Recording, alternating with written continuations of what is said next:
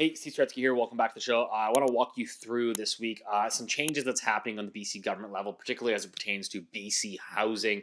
There's been some monstrous changes. So again, if you live in the province of BC, or maybe you're in Toronto and you wanted to know what's coming next to your province, BC has basically just set the standard, done dramatic changes that are going to significantly alter the landscape of this province. So I think this is probably going to be one of the most important videos that I put out. So I'm going to walk you through it, but basically to give you a little bit of background context, if you haven't watched this channel, you haven't been following along for the past 6 months, we've been preluding to this. We've been leading up to this and explaining the changes that are coming down the pipe. Well, they're officially in the pipe.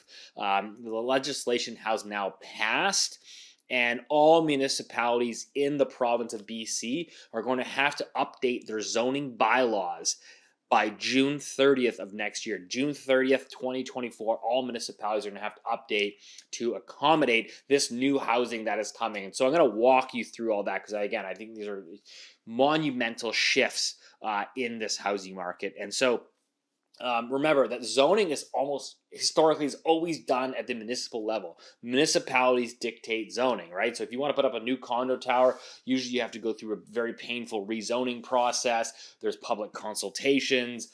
It could take you, 2, 3, 4, 5 years in some cases to rezone something to allow for a condo building, a townhouse site. It's a very long, drawn-out process, and obviously the longer it takes, the more cost that you incur, time value of money, etc. And so it ultimately feeds back into the end price for the consumer. So the BC government said, listen, we're in a housing crisis. Municipalities are dragging their feet. They're reelected every 4 years. So they're just kind of basically pandering to their constituents and, basically blocking housing. There's too much politics involved. So we're going to strip out a lot of the politics, and we're just going to basically take over and dictate what the zoning is going to be across the province.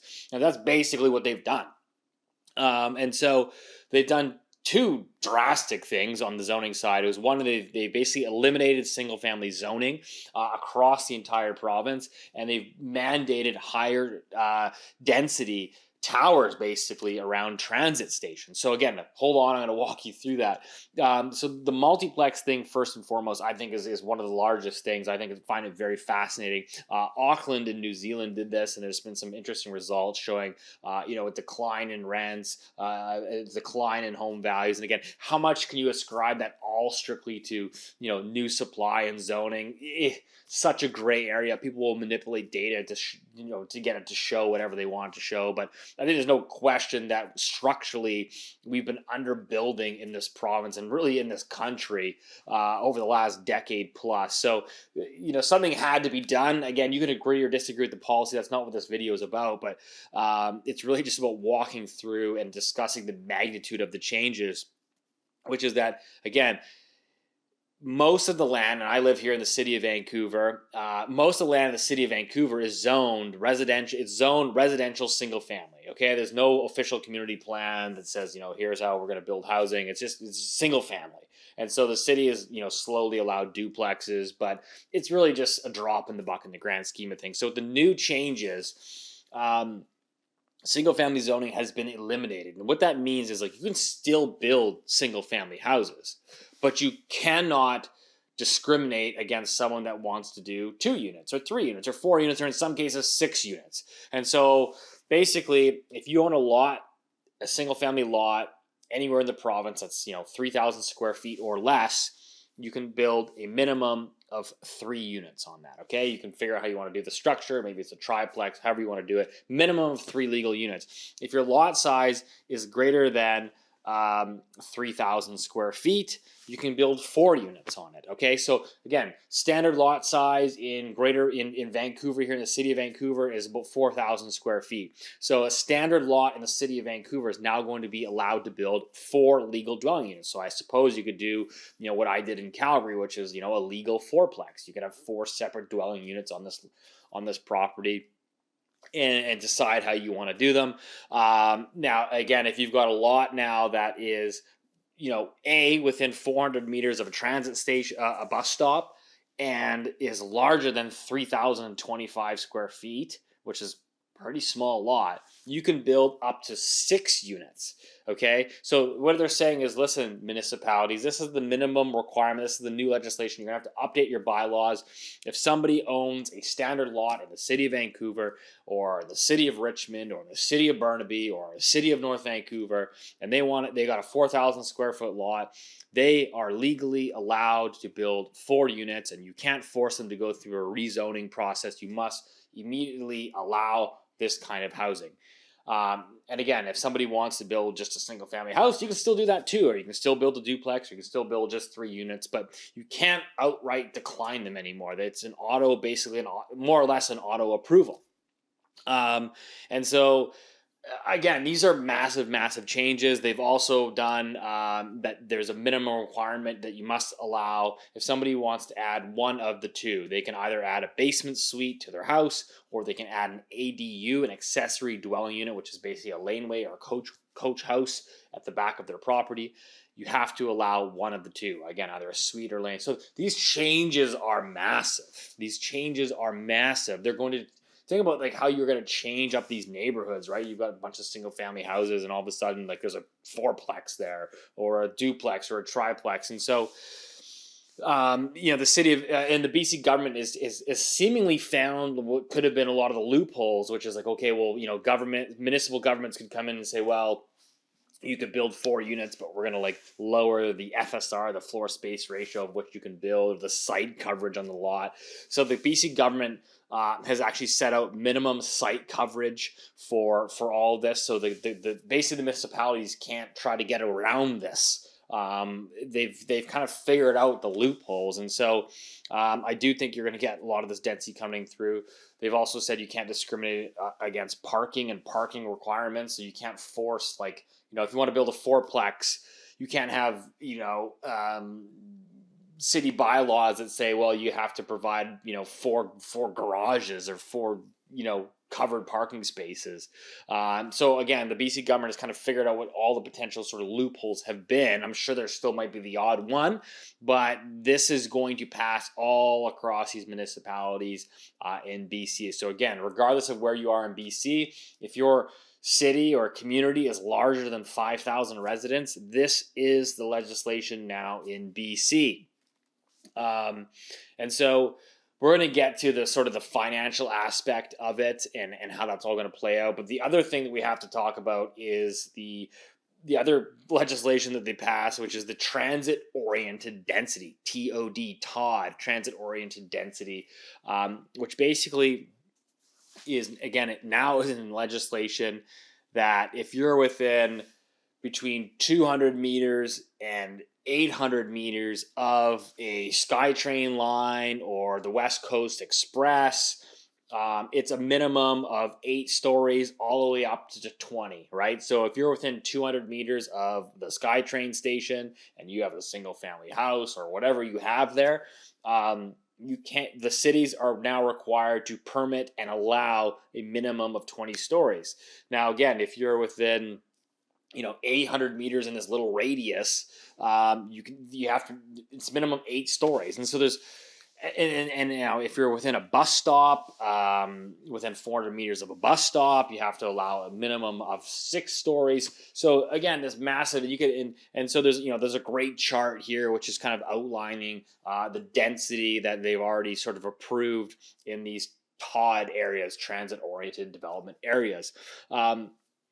And so these are just massive changes. They've also put the minimum floor area ratio. So this massive density is coming, and it's coming in neighborhoods. Like if you actually go, there's some sites out there, but if you actually draw a radius of 800 meters, like it's pretty far. You're getting into, like in the city of Vancouver, you're getting into a lot of these single family neighborhoods that are exclusively zoned for single family houses. Like you're going to change areas like Point Grey, Kerrisdale, Dunbar, all these areas on the west side of Vancouver that were kind of like, old money, hard to penetrate, anti-density, is going to drastically change these neighborhoods over time. Again, it's not going to happen right away, but it's going to drastically change these neighborhoods over time. And so again, whether you disagree with it or agree with it is kind of irrelevant, but I can tell you some of the implications of that right now, which is, first and foremost is the tax bill. Nobody's really talked about this in mainstream media, and I tweeted it out the other day. But again, I'm not saying this is about equality and taxation. It's just what it is, and what it is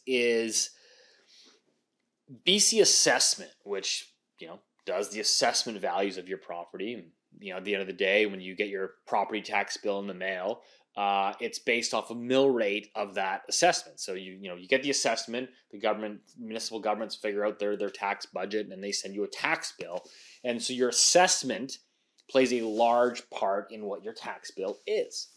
And so if you go, your assessment's done, I believe it's July of every calendar year. They assess the value, and then they base your taxes off of that. So if you are now, let's say, a single family house and you're within 800 meters, so you're you're kind of far away from a transit station, but you're within 800 meters. So you have now a single family house that can suddenly is allowed to be 8 stories. It's allowed to be 8 stories. That immediately changes the value of the dirt. It changes the value of the land. And BC assessment values are done on highest and best use. Highest and best use. If you don't believe me, you want to argue, that totally fine, get it. Feel free to call it BC assessment, and you can ask them yourselves. This is how it works. It's highest and best use. And so there's going to be a lot of people, particularly in the city of Vancouver, whereas again, it's predominantly zoned all single family, that are now in these TOD areas that are going to get massive tax bills starting in 2025. Because what happens, right, is in 2024, you're going to get a new assessment that's going to say, hey, hold on a minute, your land is not single family anymore. It's 10-story or 12-story or 20 stories in some cases, and that is going to change the value, at least in BC assessment's eyes, and so you will get this large tax bill. Now, people are arguing online saying, yeah, but the rest of us that aren't in these massively upzoned areas will benefit because it's on a mill rate and they adjust for that. So there's going to be I would argue there's not going to be a tax savings, because you show me the last time your property tax bill went down, I'll sit here and wait. But what's going to happen is if you're not in one of those TOD areas, your property tax bill probably won't go up as much as it would otherwise, because everybody else that's in those highly densified areas now is going to pay the bill, the larger portion of the bill, of the property tax bill that is due to the city of Vancouver or the city of Richmond or what have you, wherever you are. So that's number one.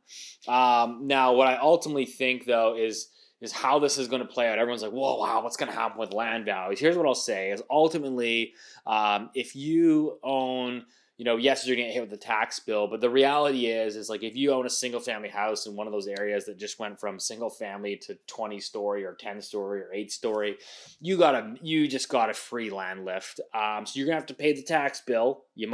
Which might force you out of your property ultimately. But yeah, you kind of hit the lottery. You got a free density push, and that is going to benefit you financially. Now, the issue here is that when you rezone all of this land, right? We just rezoned all of multiplex, so we kind of eliminated single family zoning. We've now, added so much density on around these TOD areas. And again, if you want to know where, hey, am I in a TOD area? The BC government has now already put out about 50 areas. So you can literally 52 areas that you can go click on all of them. They got Burnaby, Chilliwack, Coquitlam, Kamloops. Go click. They've already created the TOD areas. You can see your little radius. And you'll see if you hit the land lottery or you didn't.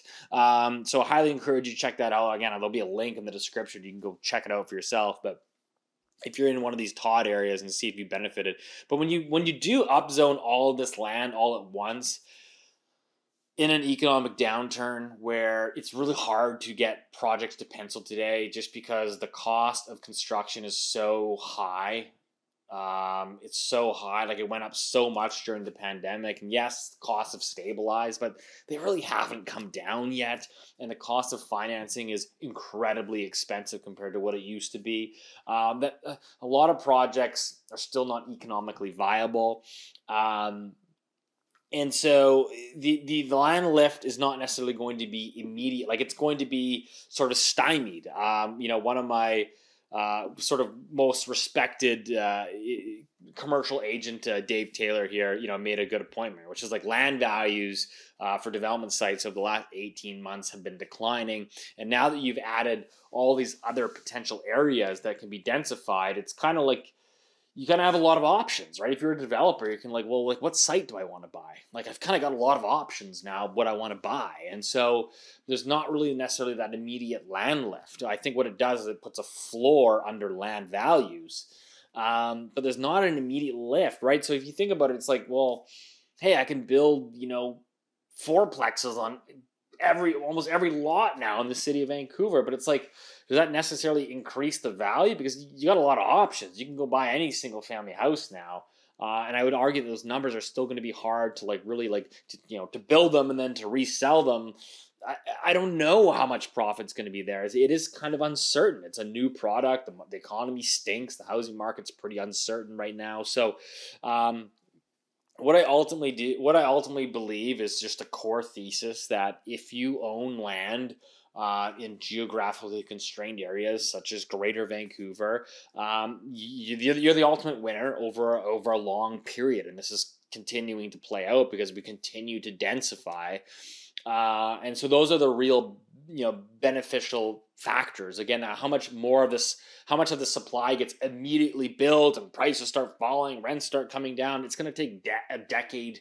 It's going to take a decade. It's going to take a decade plus to see the supply start to get built up. Because like I said, and nothing's really getting built right now in this economic and financial environment that we're in. And so it's going to take some time, but I think we're going to see some uptake. You'll see some smaller builders come in, do triplexes and things of that nature.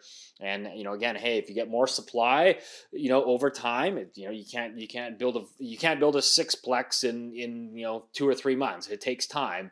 But as you add more supply, I do think it arrests the level of price growth, right? So, and where I would push back on these, YIMBYs, who, again, I'm a guy that I'm mostly, by and large, pro-development or pro-density. I think we need the supply, but I'm not naive to think that, you can certainly build your way out of all these problems. I think what happens is instead of prices going up, let's say 10% a year, maybe they only go up 3 or 4. And trying to model out how this is all going to play and impact the housing market, it's impossible because, what's slowing price growth? Is it interest rates? Is it the economy? Is it the new supply that's coming to market? You can't necessarily model it, but I think by and large, as you get more supply, naturally that is a break on price growth.